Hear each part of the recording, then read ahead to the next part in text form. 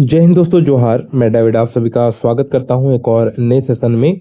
दोस्तों आज हम लोग झारखंड करंट अफेयर को कवर करेंगे। देखिए, जून मंथ हमारा समाप्त हो चुका है और जून मंथ से संबंधित जितने भी महत्वपूर्ण करंट अफेयर है वो आज हम लोग देखने वाले हैं, क्योंकि आपका जो एग्जाम है झारखंड क्षेत्र कार्यकर्ता का 19 तारीख को है और जून मंथ से संबंधित जो प्रश्न है वो आपके आने की पूरी संभावना है। ठीक है, तो पिछले एक साल के जो करंट अफेयर है वो पूछे जाते हैं, वो ध्यान रखिएगा। ठीक है, तो जून मंथ के जितने भी करंट अफेयर है वो आपके लिए मोस्ट इंपॉर्टेंट करंट अफेयर है, तो ध्यान रखिएगा। ठीक है, चलिए यहाँ पे दोस्तों हम लोग जितने महत्वपूर्ण प्रश्न हैं उन्हें फटाफट से देख लेते हैं। काफी इंपॉर्टेंट सवालों का संग्रह आपके लिए यहाँ पे लेके आए हैं।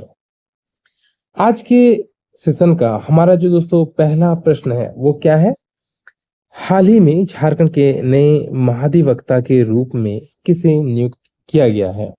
तो झारखंड के नए महाधिवक्ता यानी कि एडवोकेट जनरल के रूप में किसे नियुक्त किया गया है दोस्तों? काफी महत्वपूर्ण सवाल है। इस प्रश्न का राइट उत्तर क्या होगा? ऑप्शन नंबर डी इसका राइट आंसर है। क्या नाम है?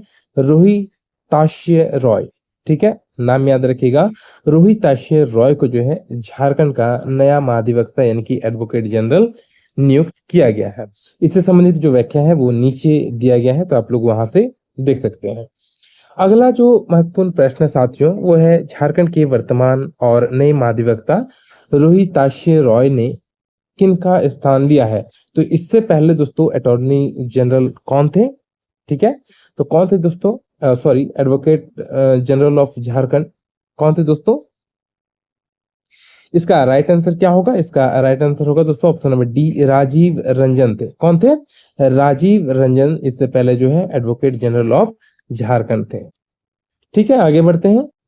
अगला आपका महत्वपूर्ण प्रश्न है, राज्य के महाधिवक्ता की नियुक्ति किसके द्वारा की जाती है?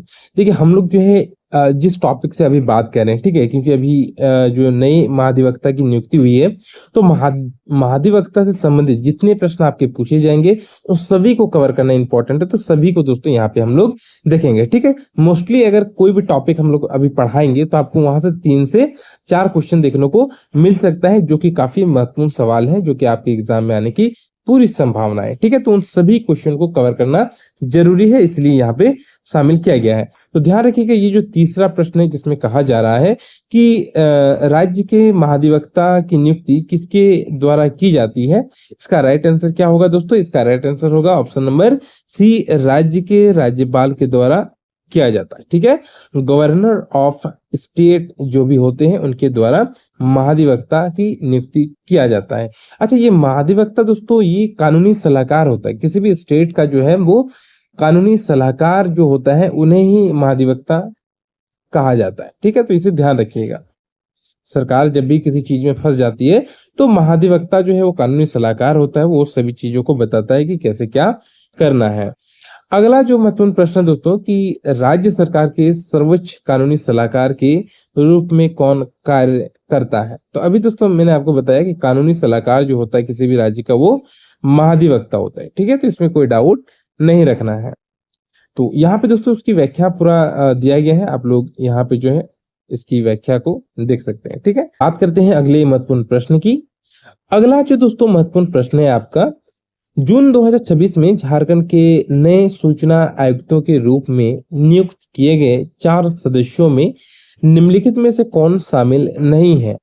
दोस्तों ध्यान रखिएगा, अभी रिसेंट में जो है 4 सूचना आयुक्तों की नियुक्ति की गई है झारखंड में। ठीक है, क्योंकि बहुत दिनों से ये पद रिक्त थे और हेमंत सोरेन जी राज्यपाल के पास 2 बार फाइल लेके गए थे।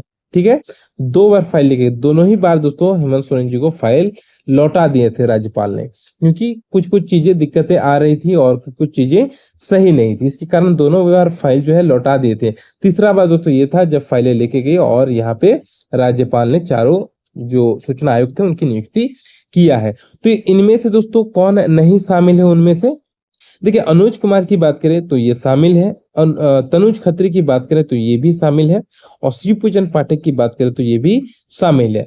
यानी कि राजीव कुमार हमारा राइट आंसर होगा कि राजीव कुमार जो है वो नए सूचना आयुक्तों में शामिल नहीं है। लेकिन ये तीनों ही नाम जो है उसे आप जरूर याद रखिएगा, आपके बहुत काम आने वाले हैं। अच्छा, एक और जो है, क्योंकि 4 सदस्य नियुक्त हुए हैं। तो अभी मैंने आपको 3 बताए हैं। एक और जो है उनका नाम दोस्तों अमूल्य नीरज खलखो है। ठीक है, क्या नाम है? तो ध्यान रखिएगा, अमूल्य है। ठीक है, अमूल्य नीरज खलखो। ठीक है, तो ये नाम ध्यान रखिएगा। ये चौथा जो है चौथे प्रमुख सूचना आयुक्त हैं झारखंड के। ठीक है, चलिए चारों हो गए। अब हम लोग बात करते हैं अगले प्रश्न की। इससे जुड़ा हुआ एक और प्रश्न है कि झारखंड के इन नवनियुक्त सूचना आयुक्तों को पद एवं गोपनीयता की शपथ किसके द्वारा दिलाई गई? तो पद एवं गोपनीयता की शपथ दोस्तों किसके द्वारा दिलाई गई? इसका राइट आंसर क्या होगा? इसका दोस्तों राइट आंसर हो जाएगा ऑप्शन नंबर बी, राज्यपाल संतोष गंगवार के द्वारा दिलाई गई। ठीक है, किसके द्वारा दिलाई गई है? तो राज्यपाल संतोष कुमार गंगवार के द्वारा चारों सूचना आयुक्तों की नियुक्ति और शपथ दिलाई गई है। ठीक है, और इसमें जो है हेमंत सोरेन जी भी शामिल थे। आगे बात करते हैं अगले प्रश्न की, इससे जुड़ा हुआ कि सूचना का अधिकार अधिनियम के तहत राज्य सूचना आयुक्तों का कार्यकाल कितने वर्षों का होता है? देखिए, अभी 4 नए सूचना आयुक्त नियुक्त हुए हैं, तो इसमें से किसी भी प्रकार के प्रश्न आपसे पूछा जा सकता है। तो इनसे जुड़ा हुआ जो कार्यकाल है वो यहाँ पे प्रश्न पूछा है। तो इनका जो कार्यकाल होता है दोस्तों वो होता है 3 वर्ष, या फिर अगर उनकी आयु 65 वर्ष की आयु पार कर जाती है तो फिर जो है उन्हें यहाँ से इस पद से हटा दिया जाता है, या फिर रिटायरमेंट इनका हो जाता है। तो ध्यान रखिएगा, ऑप्शन नंबर ए आपका राइट आंसर है, या तो 3 वर्ष या फिर 65 वर्ष की आयु पूर्ण होने तक। चलिए आगे बढ़ते हैं, और इसी से जुड़ा हुआ एक और प्रश्न है कि राज्य सूचना आयुक्त में अधिकतम कितने राज्य सूचना आयुक्त नियुक्त किए जा सकते हैं? ठीक है, अभी तो जैसे झारखंड सरकार ने 4 सूचना आयुक्त नियुक्त किया है, लेकिन अधिकतम कितना जो है वो कर सकते हैं सूचना आयुक्त की नियुक्ति किसी भी राज्य सरकार के द्वारा? इसका राइट आंसर होगा दोस्तों अधिकतम 10 सूचना आयुक्तों की नियुक्ति जो है कोई भी स्टेट कर सकता है। एक होता है मुख्य जो है किसी भी स्टेट की अगर हम लोग बात करें तो एक मुख्य सूचना आयुक्त होते हैं, और इसके अधिकतम की बात करें तो 10 और जो है राज्य सूचना आयुक्त हो सकते हैं। ठीक है, तो इसे ध्यान रखिएगा। तो यहाँ पे दोस्तों इसका जो पूरा डिटेल है वो यहाँ पे है, आप यहाँ पे देख सकते हैं। ठीक है, आगे बढ़ते हैं। चलिए अगला जो हमारा दोस्तों महत्वपूर्ण प्रश्न है वो क्या है? जून 2026 में जारी आंकड़ों के अनुसार IGST सेटलमेंट के बाद झारखंड को SGST मद के कुल कितने करोड़ रुपए प्राप्त हुए हैं? अभी दोस्तों हाल ही में केंद्र सरकार के द्वारा दिया गया है। ठीक है, SGST, तो ये कितना दोस्तों दिया गया है, कितना करोड़ रुपया दिया गया है? इसका राइट आंसर क्या हो जाएगा, फटाफट से बताइए। इसका जो राइट आंसर होगा दोस्तों वो हो जाएगा 997 करोड़ रुपए दिए गए हैं। ठीक है, केंद्र सरकार के द्वारा राज्य सरकार को SGST के रूप में 997 करोड़ रुपया अभी प्राप्त हुआ है। काफी इंपॉर्टेंट है, ध्यान रखिएगा। और इसी से जुड़ा हुआ एक और प्रश्न है, वस्तु एवं सेवा कर प्रणाली के तहत अंतरराज्यीय व्यापार एक राज्य से दूसरे राज्य में, जिसको कहते हैं अंतरराज्यीय व्यापार, पर कौन सा टैक्स लगाया जाता है? ठीक है, जिसे बाद में सेटलमेंट के जरिए राज्यों में बांटा जाता है। अगर एक राज्य से दूसरे राज्य में व्यापार होता है, ठीक है, किसी भी सामान का व्यापार हुआ, ठीक है, चाहे आटा का हो, गेहूं का हो, चावल का हो झारखंड में, ठीक है, या फिर किसी भी चीज का, कोयला का हो, ठीक है, या फिर किसी भी खनिज का हो, तो उसमें कौन सा दोस्तों अंतरराज्यीय टैक्स लागू किया जाता है? इसका राइट आंसर क्या होगा? इसका राइट आंसर होगा ऑप्शन नंबर डी, IGST लगता है। ठीक है, ध्यान रखिएगा कौन सा GST लगता है, तो IGST, जिसे इंटीग्रेटेड GST भी कहा जाता है। और इसको दोस्तों कौन, केंद्र सरकार पहले तो वसूलता है और उसके बाद राज्यों में जो है उसे फिर बांट दिया जाता है। ठीक है, तो इसे ध्यान रखिएगा, ये इसका पूरा व्याख्या है, यहाँ पे आप पढ़ लीजिएगा। ठीक है, आगे बढ़ते हैं। अगला प्रमुख प्रश्न है दोस्तों, झारखंड की प्रसिद्ध लोक कलाकार बहनें बुटुन देवी और सोमवारी देवी को संयुक्त रूप से 2024 के लिए, देखिए 2024 के लिए ये दिया गया, लेकिन पुरस्कार कब दिया गया? तो 2026 में दिया गया, इसे ध्यान रखिएगा। ठीक है, दिया गया है 2024 के लिए, लेकिन पुरस्कार का जो वितरण हुआ है वो 2026 में हुआ है। ठीक है, तो इसे ध्यान रखिएगा। तो प्रश्न क्या है कि 2024 के लिए किस पारंपरिक लोक नृत्य के संरक्षण के लिए संगीत नाटक अकादमी पुरस्कार से सम्मानित किया गया है? तो किस लोक नृत्य के संरक्षण के लिए दोस्तों इन्हें जो है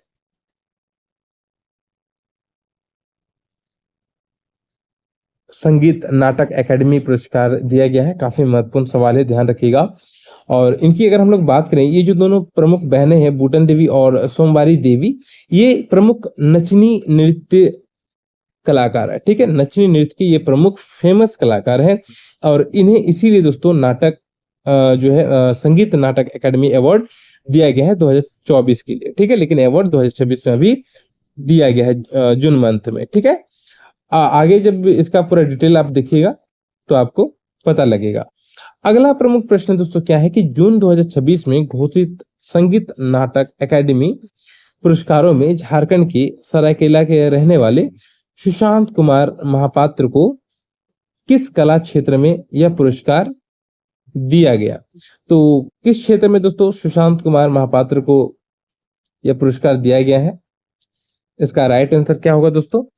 इसका जो राइट आंसर होगा वो हो जाएगा ऑप्शन नंबर सी, छौ मुखौटा शिल्प के लिए इन्हें ये अवार्ड मिला है। किसके लिए? छौ मुखौटा शिल्प के लिए ये अवार्ड उन्हें मिला है। ये झारखंड के सरायकेला डिस्ट्रिक्ट के रहने वाले हैं, सुशांत कुमार महापात्र। ठीक है, इन्हें ये अवार्ड अभी मिला है संगीत नाटक एकेडमी पुरस्कार। ठीक है, काफी महत्वपूर्ण सवाल है। अभी हम लोग जो संगीत नाटक एकेडमी अवार्ड कवर कर रहे हैं, तो ये यहाँ से जितने भी प्रश्न बन रहे हैं काफी महत्वपूर्ण प्रश्न हैं, जरूर कवर करिएगा। ठीक है, पहला नंबर भी ये भी झारखंड से है दोनों बहनें, और यहाँ पे ये सुशांत कुमार महापात्र भी। ठीक है, अगला इसी से जुड़ा हुआ एक और प्रश्न है कि जून 2026 की घोषणा के अनुसार झारखंड की युवा कलाकार बबीता हेम्ब्रम को किस नृत्य शैली में उत्कृष्ट योगदान के लिए उस्ताद बिस्मिल्लाह खान युवा पुरस्कार 2025 से सम्मानित किया जाएगा? ठीक है, देखिए 2025 के लिए अवार्ड दिया जा रहा, लेकिन अभी 2026 में इन्हें ये अवार्ड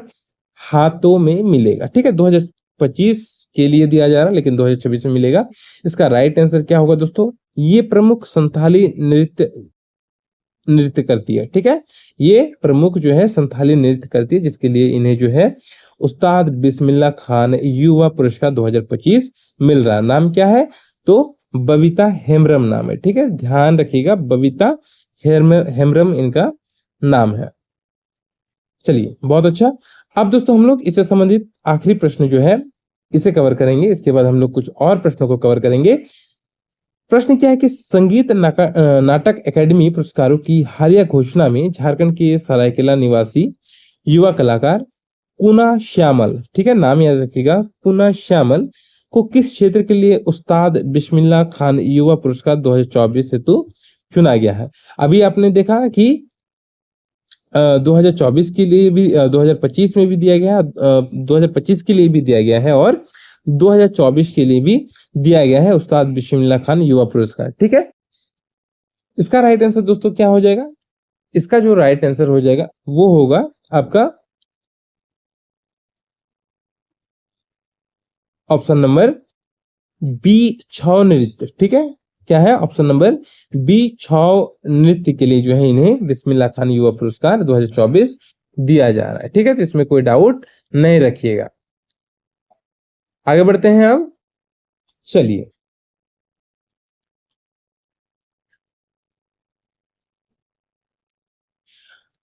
अगला जो आपका प्रमुख प्रश्न है वो है संगीत नाटक एकेडमी पुरस्कार के तहत मुख्य श्रेणी के विजेताओं को पुरस्कार स्वरूप कितनी सम्मान राशि एक ताम्रपत्र प्रदान किया जाता है? तो कितना दोस्तों संगीत नाटक एकेडमी पुरस्कार में कितनी राशि दी जाती है? इसका राइट आंसर क्या होगा? इसका राइट आंसर हो जाएगा दोस्तों 1 लाख रुपए। कितना दिया जाता है? 1 लाख रुपए दिया जाता है। अच्छा, यहाँ पे एक और जो पुरस्कार दिया गया था बिस्मिल्लाह खान युवा पुरस्कार, उसमें कितनी प्रोत्साहन राशि दी जाती है? तो ध्यान रखिएगा, उसमें 25,000 रुपये दिया जाता है। ठीक है, दोनों ही प्रश्न जो है काफी महत्वपूर्ण है, ध्यान रखिएगा। ये जो 5 हमने कवर किए अभी प्रश्न, ये पांचों के पांचों प्रश्न दोस्तों काफी महत्वपूर्ण है, ध्यान रखिएगा। और इसका जो डिटेल है वो यहाँ पे है, तो आप यहाँ से पढ़ लीजिएगा। चलिए, एक और नए क्वेश्चन को कवर करते हैं। ये प्रश्न दोस्तों क्या है? प्रश्न है जून 2026 में संपन्न हुई झारखंड महिला प्रीमियर लीग। ठीक है, देखिए इस बार की अगर हम लोग बात करें तो पुरुष प्रीमियर लीग झारखंड में अगर हम लोग देखें तो झारखंड जो है मेल प्रीमियर लीग की बात करें तो वो भी पहली बार हुआ है, और फीमेल प्रीमियर लीग की बात करें तो इसका भी आयोजन पहली बार हुआ है। तो दोनों ही जगहों से क्वेश्चन आपके पूछ सकते हैं। देखिए, जो झारखंड जो मेंस के लिए जो हुआ, mains T20 cricket league Jharkhand का, उसका जो भी क्वेश्चन है वो मैंने पहले ही अपलोड कर दिया था। अभी दोस्तों यहाँ से हम लोग झारखंड महिला प्रीमियर लीग के प्रश्नों को कवर करेंगे, ठीक है, क्योंकि काफी महत्वपूर्ण है, पहली बार इसका आयोजन हो रहा है झारखंड में, तो यहाँ से प्रश्न बनने की पूरी संभावना है। पहला प्रश्न दोस्तों क्या है, इस पे गौर फरमाते हैं। पहला प्रश्न है कि जून 2026 में संपन्न हुई झारखंड महिला प्रीमियर लीग 2026 की पहली ऐतिहासिक विजेता कौन सी टीम बनी है? तो कौन सी टीम ने दोस्तों जीता है पहली महिला प्रीमियर लीग 2026 का खिताब? इस प्रश्न का राइट आंसर क्या होगा? इसका राइट आंसर होगा दोस्तों Palamu warriors. Option number B आपका सही जवाब होगा। किसने जीता है? तो पलामू वॉरियर्स के द्वारा दोस्तों ये जीता गया है। आगे बढ़ते हैं, चलिए अगला आपका महत्वपूर्ण प्रश्न है, जून 2026 में संपन्न हुई झारखंड महिला प्रीमियर लीग में किस खिलाड़ी को उनके शानदार ऑलराउंडर प्रदर्शन के लिए प्लेयर ऑफ द टूर्नामेंट के प्रतिष्ठित पुरस्कार से नवाजा गया है? तो किसे दोस्तों प्लेयर ऑफ द टूर्नामेंट का जो खिताब है वो मिला है? इसका राइट आंसर क्या होगा? इसका जो राइट आंसर होगा वो हो जाएगा दुर्गा मुर्मू। किसके द्वारा दोस्तों, किसे मिला है? तो दुर्गा मुर्मू को जो है प्लेयर ऑफ द टूर्नामेंट का खिताब दिया गया है। ठीक है, आगे बढ़ते हैं, चलिए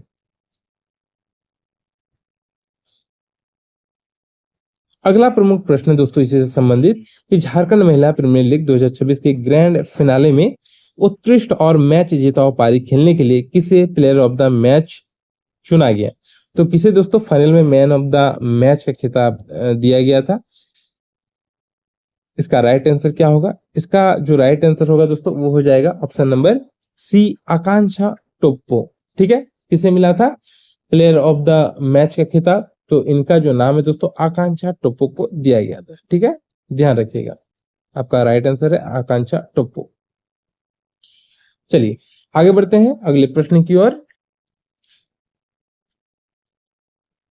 अगला आपका महत्वपूर्ण प्रश्न है कि झारखंड महिला T20 प्रीमियर लीग में अपनी आक्रामक बल्लेबाजी से पूरे टूर्नामेंट में सबसे अधिक छक्के लगाने वाली खिलाड़ी कौन बनी है? तो किसने दोस्तों इस टूर्नामेंट में सर्वाधिक छक्के लगाए हैं? इनका नाम क्या है? इनका नाम है दोस्तों चंद्रमणि पूर्ति। ऑप्शन नंबर ए आपका राइट आंसर होगा। किसने सबसे अधिक छक्के मारे हैं? तो चंद्रमणि पूर्ति ने जो है सर्वाधिक छक्के इसमें लगाए। ठीक है, नाम याद रखिएगा। आगे बढ़ते हैं, अगला प्रश्न है इससे कि इस महिला प्रीमियर लीग में अपनी कसी हुई और धारदार गेंदबाजी से पूरा टूर्नामेंट में सर्वश्रेष्ठ प्रदर्शन करने वाली किस खिलाड़ी को सर्वश्रेष्ठ गेंदबाज का पुरस्कार मिला है? तो किसे दोस्तों सर्वश्रेष्ठ गेंदबाज का पुरस्कार मिला है? तो इसका राइट आंसर क्या हो जाएगा? इसका राइट आंसर होगा दोस्तों ऑप्शन नंबर बी, ममता पासवान। किसने दोस्तों अपनी गेंदबाजी से सबको चौंका दिया था? तो इनका नाम है ममता पासवान। ठीक है, अगला प्रश्न है इससे कि झारखंड राज्य क्रिकेट संघ द्वारा इस महिला प्रीमियर लीग की विजेता टीम के लिए कितनी नगद पुरस्कार राशि की घोषणा की गई थी? तो कितनी दोस्तों नगद राशि की घोषणा की गई थी? इसका राइट आंसर क्या है? इसका right answer option number C, 3 lakh रुपए। ठीक है, पलामू वॉरियर्स जो जीती उन्हें 3 लाख रुपया मिला, और कोल्हान की अगर हम लोग बात करें जो उप विजेता रही थी इस टूर्नामेंट में, उन्हें 2 लाख रुपया मिला। ठीक है, ऑप्शन नंबर बी आपका राइट आंसर होगा। ठीक है, उप विजेता को 2 लाख और विजेता को 3 लाख रुपए का राशि दिया गया। और इससे जुड़ा हुआ आखिरी प्रश्न है ये कि महिला प्रीमियर लीग 2026 में कुल कितनी क्षेत्रीय टीमों ने हिस्सा लिया था? काफी महत्वपूर्ण है ये क्वेश्चन। ठीक है, ध्यान रखिएगा। तो कुल 4 टीमें थी दोस्तों। ठीक है, कुल कितनी टीमें थी? तो कुल 4 टीमें जो है इसमें हिस्सा लिया था। तो यहाँ पे दोस्तों हम लोगों ने जो